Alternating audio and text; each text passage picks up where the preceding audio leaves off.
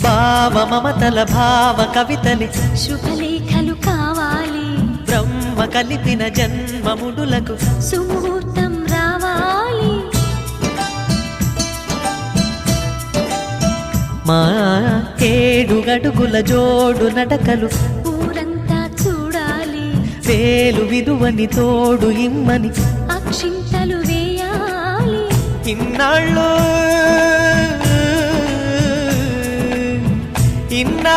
ఎదురు చూసే ఆశల రాజ్యంలో రాణిని తీసుకువచ్చే కళకళ కనబడగా గుండె గూటికి పండుగొచ్చింది,